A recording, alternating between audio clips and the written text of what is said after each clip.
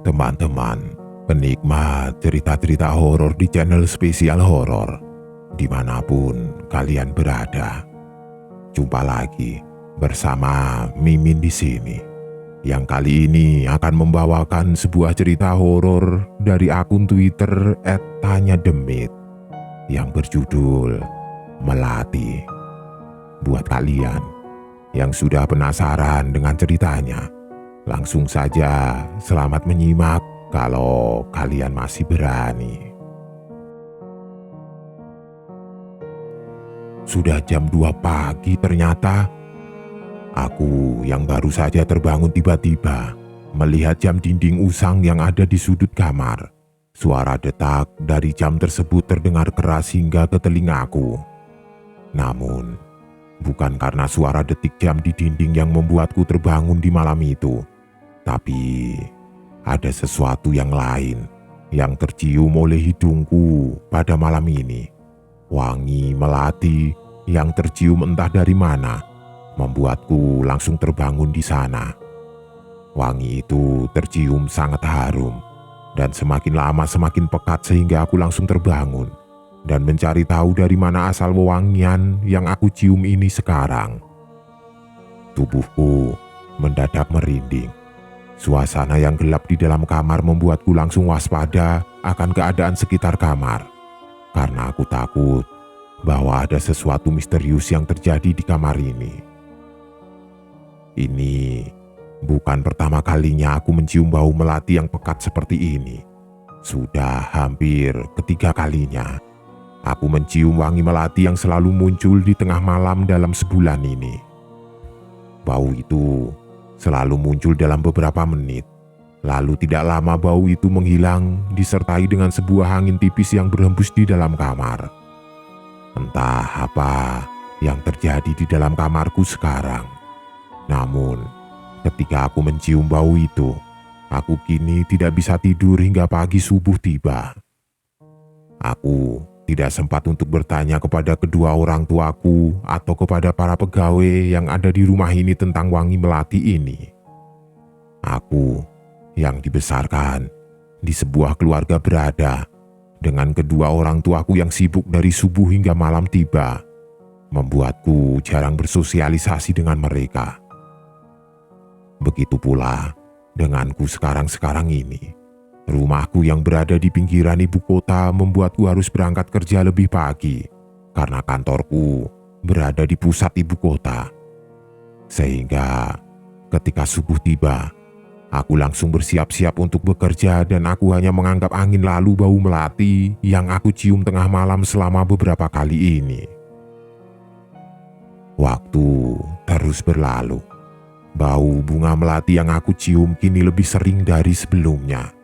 Bahkan kini setiap malam Kamis dan malam Selasa, aku mencium bau tersebut tepat jam 2 malam. Aku ingat, pada saat itu, tepat ketika hari Minggu tiba, aku bertanya atas apa yang terjadi di rumah ini kepada beberapa pegawai yang bekerja di rumah. Di sana ada Teh Neng yang bertugas untuk membereskan rumah. Lalu ada juga Mangkus yang bertugas untuk membersihkan taman dan menjaga gerbang rumah depan. "Teh Neng?" tanyaku ketika aku bertemu dengannya di dapur pada saat itu. Teh Neng yang sedang sibuk mempersiapkan sarapan tiba-tiba menoleh ke arahku dan mengangguk sambil menjawab. Iya, Neng Bunga, ada apa?" jawabnya dengan nada yang pelan.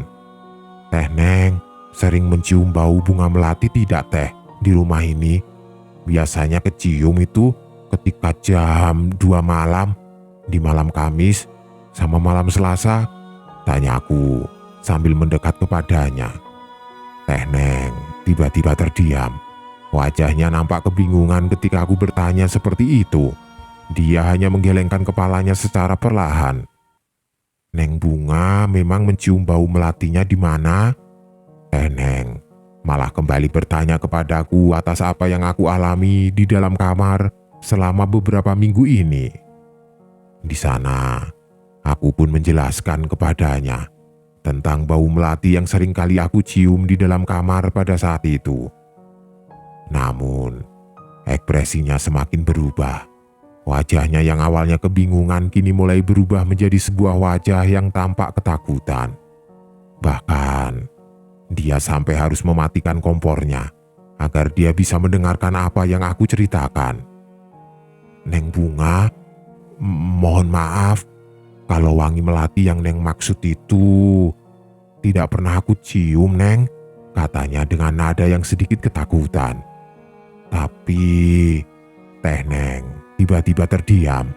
Dia seperti takut untuk mengungkapkan sesuatu, sehingga dia langsung melirik ke kiri dan melirik ke kanan. "Aku bukan mencium bau melati, tapi seperti bau gosong dan bau bunga kamboja, Neng. Untuk jamnya persis dengan apa yang Neng ceritakan. Namun bedanya, ketika aku mencium bau tersebut seringkali terdengar benda-benda yang bergerak di ruangan tengah ini, Neng." "Ah, jadi takut, Neng. Apalagi si ibu dan si bapak belum balik dari tempat kerjanya. Si Mangkus tempat tidurnya terpisah di dekat taman. Jadi cuma ada berdua di rumah ini," kata Teh Neng, yang berkata sambil memberikan gestur bahwa dirinya ketakutan ketika menceritakan hal itu. Apa yang dibicarakan olehnya tentu saja membuatku heran.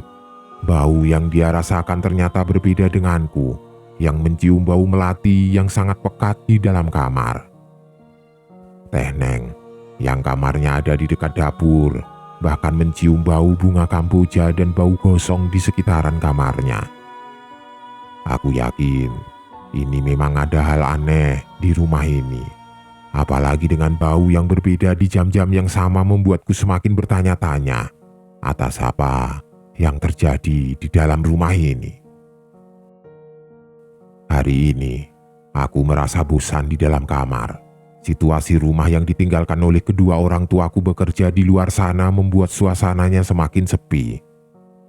Biasanya, di jam-jam seperti ini, bapak sibuk memanaskan mobilnya dan memandikan burung peliharaannya di luar, disertai dengan lagu-lagu kesayangannya yang dia nyalakan di HP-nya. Namun kali ini berbeda. Ada suatu keheningan yang ada di dalam rumah yang membuatku seperti enggan untuk bergerak. Aku kembali memikirkan kejadian-kejadian aneh yang terjadi di dalam rumah. Bahkan, kini kejadian ini semakin hari semakin sering aku rasakan. Seperti ada telepon rumah yang tiba-tiba menyala di tengah malam. Lalu ketika Teh Neng terbangun dan mengangkatnya, tiba-tiba tidak ada suara di telepon tersebut. Lalu juga seperti ada orang yang berjalan di lantai 2. Seperti ada beberapa orang yang mundar-mandir berjalan di antara kamar kedua orang tuaku dan ke balkon rumah. Aku menghela nafas sambil melihat taman yang ada di belakang rumah. Dan ketika aku sedang fokus melihat ke arah taman belakang, tiba-tiba, "Mangkus?" tanyaku dengan nada yang sedikit keras. Aku melihat Mangkus yang terlihat tergesa-gesa berjalan ke arah kamarnya yang ada di ujung taman. Dia terlihat membawa sebuah kendi yang tampak tua dan beberapa bunga berbagai macam warna yang dia bungkus di dalam plastik. Wajahnya terlihat tampak lelah. Bahkan terlihat kantung matanya yang menghitam akibat kurang tidur di hari itu. Bahkan jalannya pun terlihat sempoyongan. Mangkus seperti belum tidur sama sekali ketika aku melihatnya dari dalam jendela kamar. Mangkus? Mang?" Aku yang langsung berlari keluar melalui pintu belakang. Seketika langsung memanggilnya. Hal itu tentu saja membuat Mangkus menghentikan langkahnya dan menoleh ke arahku. "Mang, tunggu. Mang." Aku kembali memanggilnya lagi. Dan hal itu membuat dia benar-benar berhenti dengan kendi dan bunga yang dia sembunyikan di belakang tubuhnya. Iya, Neng Bunga. Ada apa?" jawabnya dengan nada yang pelan. Tubuh Mangkus terlihat benar-benar lemas. Dia tidak bisa mempertahankan tubuhnya sehingga dia harus menyandar di pohon mangga yang ada di belakangnya. "Mangkus kenapa ya? Kalau di malam-malam tertentu di kamar selalu tercium bau melati?" tanyaku. Apa yang aku tanyakan seketika membuat Mangkus mengerutkan dahinya. Dia sedikit memiringkan kepalanya dan melihatku dengan tatapan yang sedikit tajam.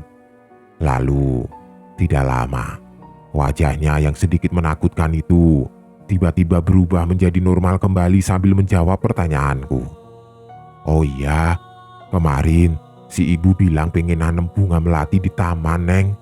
Pohonnya ada di dalam kamar, belum sempat ditanam, jadi Neng gak lihat. Tapi tenang kok Neng, tidak usah takut. Memang bunga melati itu seperti itu, suka tercium di jam-jam tertentu, sehingga biasanya membuat orang-orang yang menciumnya ketakutan. Tenang kok Neng, aman. Neng tidak perlu khawatir," jawab Mangkus sambil beranjak pergi untuk menghindariku pada saat itu. Tapi si Teh Neng malah mencium bau gosong dan bunga kamboja. Apakah Mangkus juga menanam bunga kamboja? Aku langsung bertanya kembali. Aku berusaha membuatnya kembali terhenti dan menjawab pertanyaanku. Tapi di sana, Mangkus seperti tergesa-gesa dengan apa yang dia bawa. Bahkan dia seperti menghindariku dan berusaha untuk tidak menjawab atas apa yang aku tanyakan. Mangkus langsung mempercepat langkahnya. Jalannya terlihat sempoyongan dan langsung masuk ke dalam kamarnya yang ada di ujung taman. Bahkan dia langsung mengunci pintunya setelah dia masuk ke dalam. Lalu tidak lama kemudian, hordeng kamarnya pun langsung dia tutup setelah dia melihatku yang masih berdiri di taman dan memandangnya dengan tatapan yang aneh pada saat itu. Tepat 1 hari semenjak saat itu, bau melati yang masuk ke dalam kamarku semakin menyengat. Bahkan kini bau itu sudah mulai tercium dari jam 10 malam hingga saat ini. Aku yang terbangun seperti merasakan sesuatu yang aneh di sekitar kamar. Seperti ada yang mengawasiku di setiap sudut kamar dengan bau melati yang benar-benar menyengat. Apalagi selain bau melati itu, kini tercium bunga yang lain. Seperti bau bunga kamboja yang pernah diceritakan oleh Teh Neng. Bau itu seperti bercampur satu sama lain dan baunya tercium di seluruh kamar. Jujur, tubuhku benar-benar merinding. Selimut tebal yang menutupi tubuhku tampaknya tidak bisa membuat tubuhku tenang dengan bau yang terus menyengat seperti ini. Aku tidak bisa memejamkan mataku. Beberapa kali aku mengacuhkan bau itu dan kembali tertidur. Tapi sepertinya hal itu tidak bisa aku lakukan. Karena tepat ketika aku memejamkan mata, tiba-tiba pintu kamar yang terkunci dari dalam tiba-tiba terbuka dengan sendirinya. Seperti ada sesuatu yang membukanya dari dalam kamar, sehingga hal itu tentu saja membuatku langsung kembali membuka mata. Tubuhku bergetar hebat ketika aku melihat pintu itu terbuka sendiri. Apalagi ruangan tengah yang tepat berada di dekat kamarku terlihat sangat gelap. Tidak ada lampu yang menyala sama sekali di sana. Tubuhku terasa kaku. Aku seperti tidak bisa bergerak di sana. Hanya kepalaku saja yang bisa bergerak dan melihat ke sekeliling kamar. Aku takut muncul sesosok hantu atau makhluk jahat yang membuatku ketakutan setengah mati di kamar. Entah apa yang terjadi dengan rumah ini, karena baru kali ini aku merasakan hal yang seperti ini di rumah yang aku tinggali dari saat aku lahir. Di tengah-tengah ketakutanku, tiba-tiba aku dikejutkan oleh suatu bayangan yang muncul dari balik jendela kamarku. Bayangan itu terlihat berdiri dan melihat ke arah jendela kamarku dari luar. Bayangannya terlihat jelas karena ada lampu luar yang menyala di sana sehingga aku bisa melihatnya dari dalam kamar. Bayangan itu muncul dengan sebuah bau busuk yang menyengat. Bahkan bau itu mengalahkan bau melati dan bunga kamboja yang aku cium sebelum bayangan itu menampakkan dirinya. Astaga, aku benar-benar ketakutan sekarang. Baru kali ini aku melihat bayangan itu yang berdiri begitu saja, seperti sedang melihat kamarku dari luar sana. Aku tidak tahu siapa dia dan apa yang sedang dia lakukan. Namun dengan kondisi kamar yang seperti ini membuatku seketika langsung berteriak dengan kencang. Bahkan suaranya seketika langsung terdengar hingga ke seluruh rumah. Aku benar-benar ketakutan. Aku langsung berteriak sekencang-kencangnya. Bahkan setelah itu aku langsung menangis di tengah rasa takutku yang memuncak. Dan di saat yang bersamaan, tiba-tiba, Neng Bunga, terlihat muncul seseorang yang datang dari arah ruangan tengah. Seseorang itu tampak berlari dengan tergesa-gesa, bahkan dia langsung menyalakan lampu seluruh rumah sambil berlari ke arah kamar. Rupanya, itu adalah Teh Neng. Dia tampak panik ketika mendengar teriakanku. Bahkan dia langsung memelukku ketika melihat bahwa aku menangis di dalam kamar pada saat itu. Kenapa Neng? Kenapa Neng berteriak? Kata Teh Neng dengan nada yang sedikit panik. Aku yang tidak bisa berbicara karena saking takutnya pada saat itu hanya bisa menunjuk ke arah jendela kamar yang tertutup rapat. Tanganku terlihat bergetar. Aku benar-benar ketakutan di sana. Aku takut atas apa yang aku lihat tadi. Teh Neng dengan berani langsung berdiri kembali. Dia langsung mendekat ke arah jendela kamar dan membuka hordengnya dengan perlahan. Lalu tidak lama, dia melihat jendela kamar yang tampak kosong. Bahkan dia sempat membuka jendela kamar dan melihat ke sekelilingnya, namun dia tidak menemukan siapapun di sana. Aku baru sadar tepat ketika aku berteriak. Bau melati yang tercampur dengan bau Kamboja yang menyengat hingga membuatku tidak bisa tidur, kini mendadak menghilang. Bau itu seketika menghilang ketika aku berteriak, bersamaan dengan hilangnya bayangan yang ada di jendela kamar. Di sana, Teh Neng berusaha untuk menenangkanku. Bahkan dia sampai berlari ke dapur untuk membuatkanku teh hangat agar aku tidak ketakutan lagi. Dia kembali dalam beberapa menit dan memberikan teh hangat itu kepadaku. Aku mengambilnya dan berterima kasih sebelum aku meminumnya secara perlahan. Teh Neng akhirnya bertanya tentang apa yang aku alami. Aku pun menceritakan semuanya. Tentang bau melati yang kini lebih sering tercium olehku, juga dengan pintu kamar yang terbuka sendiri. Juga bayangan yang terlihat berdiri dan menatap ke arah kamarku dari luar sana. Di sana, Teh Neng juga berkata bahwa semenjak bapak dan ibu sering bekerja di luar dan jarang ada di rumah dalam beberapa bulan ini, Teh Neng juga seperti merasakan sesuatu yang aneh di dalam rumah. Dia seringkali mendengar suara berisik dari arah dapur, lalu suara-suara anak kecil yang lari-lari dari lantai 2 ke lantai 1 di tengah malam. Dan baru-baru ini, seringkali tercium bau gosong dan bau bunga Kamboja yang hampir tercium beberapa hari sekali. Jujur, aku malah semakin ketakutan atas apa yang Teh Neng ceritakan, karena dia mengalami atas apa yang aku takutkan sekarang. Bahkan, aku berkata kepadanya untuk tidur di kamarku agar aku tidak ketakutan lagi pada saat itu. Teh, kalau bisa sekarang tidur di sini ya, karena aku takut tidak bisa tidur atas apa yang terjadi tadi, kataku. Teh Neng yang melihatku ketakutan akhirnya mengangguk. Bahkan dia membawa beberapa bantal dan sebuah tikar untuk menemaniku tidur di kamar pada saat itu.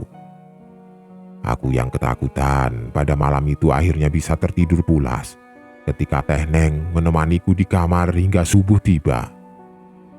Bunyi alarm jam 4 subuh seketika mengagetkanku sehingga aku harus bangun dan bersiap-siap untuk bekerja di hari itu.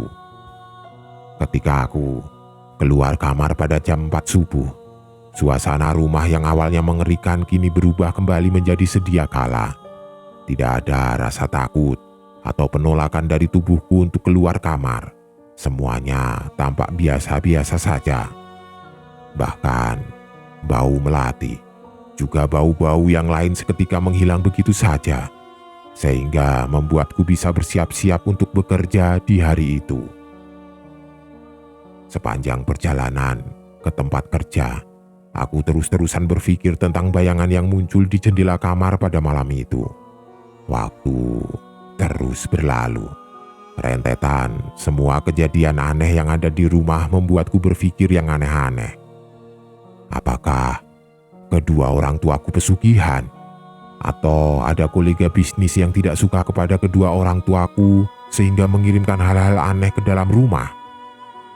Sepanjang perjalanan pulang, aku terus memikirkan hal tersebut. Bahkan ketika aku sampai ke gerbang rumah pada malam ini, aku masih memikirkannya. Aku yang terus memikirkan hal tersebut seketika langsung berjalan ke arah taman belakang. Entah apa yang membawaku ke sana pada malam itu. Namun aku seperti penasaran akan bayangan itu sehingga aku ingin melihatnya ke arah jendela kamar dari arah taman. Ketika aku pulang bekerja dan kembali dari rumah. Benar saja, ketika aku sampai tepat ke arah jendela kamar dari arah taman, aku dikejutkan oleh penemuan sebuah kresek hitam yang tersimpan tepat di bawah jendela kamar. Kresek itu tampak bau, entah bau bangkai atau bau darah yang aku cium pada waktu itu, namun baunya benar-benar sangat menyengat. Apa gara-gara ini sehingga aku mencium bau melati itu? Gumamku. Aku melirik ke kiri dan ke kanan. Di sana aku tidak menemukan Mangkus yang seharusnya ada di taman ini. Aku juga melihat kamar Mangkus yang tampak kosong, karena terlihat lampu kamarnya mati dan tidak ada sandal ataupun sepatu yang ada di depan pintu kamarnya pada malam itu. Ini pasti gara-gara Mangkus. Apakah dia yang menjadi penyebab kejadian aneh yang ada di kamar? Aku tidak berani membukanya. Namun aku juga tidak mau kresek itu ada di dekat kamarku. Sehingga aku mencoba untuk memberanikan diri untuk mengambilnya, lalu sambil menutup hidungku aku membuangnya ke selokan yang letaknya tepat di depan rumah. Baunya benar-benar menyengat. Aku bahkan merasa mual ketika aku mengambilnya dengan salah satu tanganku pada saat itu. Semoga malam ini tidak ada kejadian aneh lagi, gumamku ketika aku membuangnya ke selokan di depan rumah. Aku akhirnya kembali masuk ke dalam rumah, membuka gerbang rumah secara perlahan dan kembali menutupnya dengan rapat. Namun, kali ini suasana rumah seperti benar-benar berubah. Ada sebuah perasaan yang tidak enak yang aku rasakan di sana. Di tengah-tengah perasaan yang tidak mengenakan itu, aku tiba-tiba dikejutkan oleh sebuah teriakan dari arah taman belakang. Nampak seseorang yang tergesa-gesa berlari ke arahku dengan wajah yang marah. Bahkan, dia sampai menunjuk ke arahku sambil berlari ke arah gerbang depan. "Neng, kamu bawa kemana kresek hitam itu?" katanya dengan nada yang marah. Itu aku buang." "Memangnya kenapa dengan kresek hitam itu?" tanyaku yang bertanya balik kepada Mangkus yang tampak marah. Aku kaget ketika melihat Mangkus sekarang. Wajahnya benar-benar marah. Bahkan aku belum pernah melihat Mangkus semarah ini sekarang. Nafasnya terlihat sangat berat. Dia seperti mengatur nafasnya agar dia tidak meluapkan semua amarahnya kepadaku atas apa yang sudah aku lakukan. Mangkus tidak menjawab pertanyaanku. Dia hanya menatapku sambil berlari membuka gerbang depan. Di sana, aku bisa mendengar Mangkus yang bergumam dengan emosi yang tidak tertahankan di balik gerbang depan. "Ini pokoknya salah kamu. Kamu salah. Ini salah kamu," gumamnya dengan nada yang pelan. Di saat yang sama, aku hanya bisa diam dan melihat Mangkus yang masuk ke selokan depan rumah. Setelah itu, aku berjalan secara perlahan sambil menunduk ke arah rumah. Sampai di dalam kamar, aku memikirkan kata-kata Mangkus. Di sana aku melihat kembali jendela yang kini tertutup rapat sambil bergumam. "Memang, apa sih isinya? kenapa Mangkus sampai marah seperti itu? Aku hanya bisa terdiam. Aku tidak bisa melakukan apapun di kamar karena aku khawatir atas apa yang Mangkus katakan. Tidak terasa, aku berdiam diri di kamar hingga tengah malam. Pikiran tentang apa yang terjadi di dalam rumah ini membuatku enggan untuk menutup mata pada malam ini. Aku semakin penasaran tentang kresek yang aku buang pada saat itu. Sehingga tidak lama kemudian aku kembali membuka hordeng kamar dan melihat ke arah kamar Mangkus yang ada di ujung taman. Nampaknya Mangkus ada di dalam kamarnya, karena aku melihat lampu kamarnya menyala dengan pintunya yang sedikit terbuka. Aku bahkan melihat ke arah bawah jendela. Aku takut Mangkus menyimpan lagi kresek hitam itu di bawah jendela kamarku pada saat itu. Apa aku tanya saja ke Mangkus ya? Sekaligus aku meminta maaf kepadanya, gumamku. Aku benar-benar penasaran atas isi dari kresek hitam itu. Apakah kresek hitam itu adalah penyebab bau melati juga hal-hal aneh yang muncul di dalam rumah? Aku seketika beranjak dari kasur, lalu keluar kamar dengan memakai jaket tebal agar aku tidak kedinginan. Suasana rumah pada malam itu benar-benar sepi dan sunyi. Apalagi di tengah malam seperti ini, Teh Neng sudah mematikan lampu ruangan rumah sehingga rumah tampak gelap gulita. Aku seperti tidak sendirian sekarang. Seperti ada sesuatu yang mengawasi di segala penjuru rumah tepat ketika aku keluar rumah pada saat itu. Sehingga aku langsung berlari keluar rumah dan menghampiri kamar Mangkus yang ada di ujung taman. Mangkus, kamu ada di dalam kan? Tanyaku sambil berteriak. Aku kini berteriak sambil berjalan mendekati kamar Mangkus yang pintunya sedikit terbuka. Aku tidak berani untuk masuk ke dalam karena aku tahu privasi seseorang. Tepat beberapa langkah ketika aku sampai ke arah pintunya, tiba-tiba lampu kamar Mangkus mendadak mati. Bersamaan dengan hal tersebut muncul sebuah asap yang keluar dari dalam kamar. Asap itu mempunyai bau yang menyengat, seperti bau menyan yang langsung tercium olehku yang berdiri di dekat pintu kamarnya. Mangkus, aku kembali berteriak dan memanggil namanya. Karena tidak ada jawaban dari Mangkus pada saat itu, aku seketika langsung membuka pintunya dan masuk ke dalam kamarnya untuk mencari Mangkus yang ada di dalam.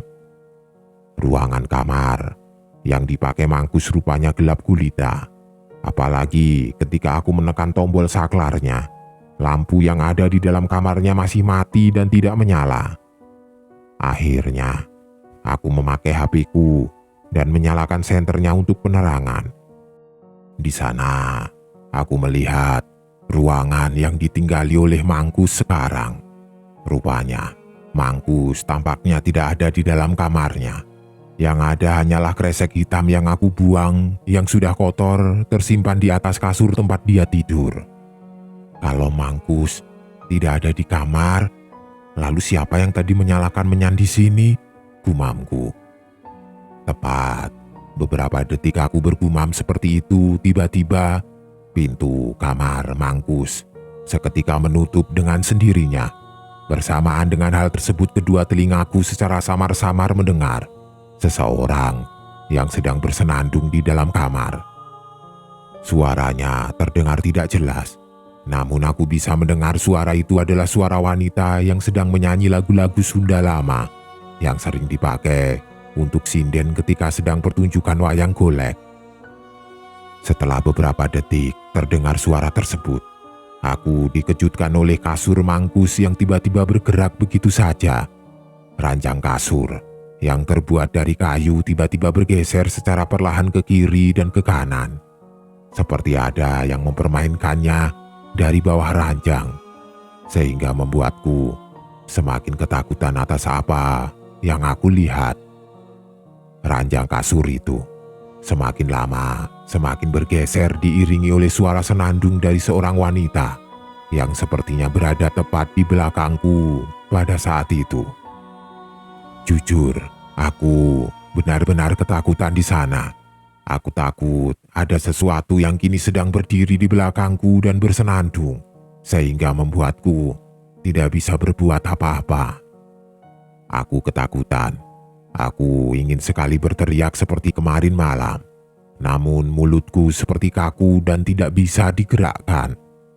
Apalagi ketika aku berdiri di sana dan melihat pemandangan yang mengerikan itu, aku kembali dikejutkan oleh sesuatu yang mengagetkanku.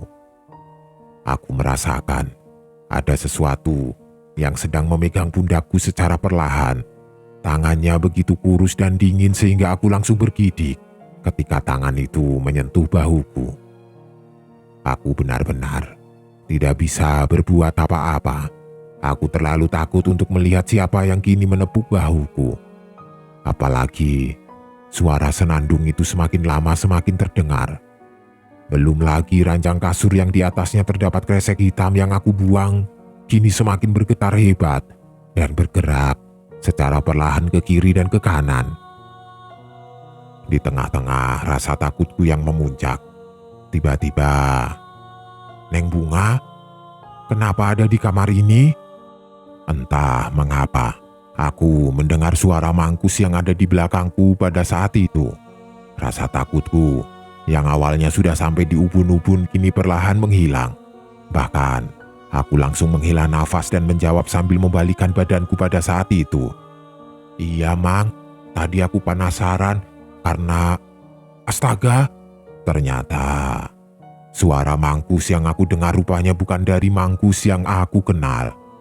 Namun, suara itu adalah sebuah suara tiruan agar aku bisa membalikkan badan dan bisa melihat sesosok wanita yang tiba-tiba muncul tepat di belakangku dengan bau melatinya yang sangat-sangat menyengat. Bahkan, salah satu tangannya yang kurus dan dingin masih menempel di atas bahuku. Dia hanya tersenyum dan menyeringai di dekatku. Wajahnya terlihat tertutup oleh rambutnya yang panjang, yang tebal dengan bajunya yang putih dan panjang hingga ke tanah. Secara perlahan, dia tertawa. Suaranya terdengar memekakkan telingaku karena suara cekikikannya membuatku semakin ketakutan. Aku tidak bisa bergerak. Aku tidak percaya bahwa dia sengaja merubah suaranya agar aku bisa melihat wujudnya dengan jelas. Sesosok yang setiap malam mengeluarkan bau melati yang kuat sehingga membuatku selalu terbangun setiap malamnya. Tubuhku benar-benar lemas. Aku tidak bisa bergerak sekarang. Bahkan aku berusaha untuk membalikkan badanku namun aku tidak bisa. Aku hanya bisa terdiam dan menatapnya yang tertawa dengan mulutnya yang terbuka lebar. Wajahnya yang putih, matanya yang menghitam, juga bau melati yang menyengat membuatku hanya bisa berdiri dan dalam hitungan menit. Aku yang ketakutan benar-benar tidak bisa mempertahankan kesadaranku ketika mengalami kejadian itu. Aku tiba-tiba ambruk dan tidak sadarkan diri di kamar Mangkus pada malam itu. Aku terbangun di pagi hari, tepatnya ketika waktu sudah menunjukkan jam 7 pagi. Teh Neng dan Mangkus sudah berada di dekat tubuhku ketika aku sadar di sana. Bahkan Mangkus tiba-tiba menyodorkan air hangat agar aku bisa minum setelah kedua mataku terbuka. "Maafkan aku ya Neng Bunga, aku tidak tahu kalau Neng sampai ke kamar Mang malam-malam," katanya dengan perasaan bersalah. Aku hanya menggelengkan kepala dan aku menjawab bahwa aku tidak apa-apa setelah kejadian yang mengerikan itu semalam. Namun, di sana aku seketika bertanya tentang apa yang terjadi kepadaku pada malam itu, dan Mangkus akhirnya menjawab sambil sedikit menunduk bahwa Neng mungkin tidak sadar bahwa di rumah Neng itu banyak penghuninya. Salah satunya si Teteh itu. Dulu mereka tidak seperti ini. Mereka seperti tidak berani menampakkan diri dan mengganggu ibu dan bapak sama Neng sewaktu masih kecil. Namun, setelah perawat taman yang dulu meninggal, mereka jadi lebih berani lagi. Dalam setahun ini, makanya bapak memanggil Mang yang merupakan saudaranya untuk bekerja di sini. Bapak berpesan agar Neng tidak tahu akan hal aneh yang ada di rumah. Karena Bapak takut Neng ketakutan. Makanya Mang seringkali berbohong karena tidak mau Neng tahu akan hal itu. Sebentar. Aku tiba-tiba memotong cerita Mangkus pada saat itu. Aku tidak peduli tentang cerita Mangkus, tapi aku bertanya tentang siapa yang kemarin malam menampakkan diri di kamar Mangkus ini, tanya aku. Mangkus kembali terdiam. Dia melirik ke arah Teh Neng yang nampaknya tidak tahu akan hal tersebut sehingga dia juga hanya bisa terdiam. Mangkus yang terdiam beberapa menit langsung menghirup nafas panjang sambil berkata, "Dia itu adalah makhluk yang ingin menempel ke Neng Bunga. Sudah beberapa kali diusir, namun balik lagi setelah penjaga taman yang dulu meninggal. Malah dia yang paling bandel Neng, sampai Mang harus menyiapkan bungkusan ini untuk menarik dia dari Neng dan mengurungnya di sini. Tapi Neng Bunga membuang bungkusan itu, sehingga aku harus membawanya lagi dari got dan membawanya ke dalam kamar agar dia tidak mengganggu Neng. Tapi malah Nengnya ke kamar, jadi ditampakin olehnya sampai Neng Bunga pingsan. Aku yang semakin penasaran, akhirnya kembali bertanya kepada Mangkus akan bungkusan itu. Memangnya isi bungkusan itu apa, Mang? Tanya aku. Mangkus terdiam sebentar.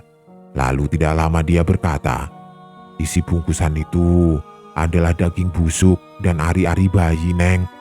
Kalau tidak Mang tarik ke sini, dia akan terus mengganggu Neng sampai Neng menikah dan punya anak untuk diambil ari-ari bayinya. Karena dulu, sewaktu ibu dan bapak menikah, hampir 5 tahun belum punya keturunan, sehingga mereka melakukan sesuatu dengan si Teteh ini agar dia bisa dikaruniai anak, dengan syarat ari-arinya bisa diambil sebagai balasannya. Sehingga setelah Neng Bunga lahir, si Teteh ini terus menempel terus ke Neng, bahkan hingga saat ini tanpa Neng sadari, sehingga bapak harus memanggil orang yang bisa menarik mereka seperti aku dan saudaraku yang sudah meninggal. Karena Neng ada dan lahir di sini itu berkat bantuan si Teteh dan para makhluk di tempat ini atas permintaan bapak dan ibu, Neng, kata Mangkus dengan nada yang pelan.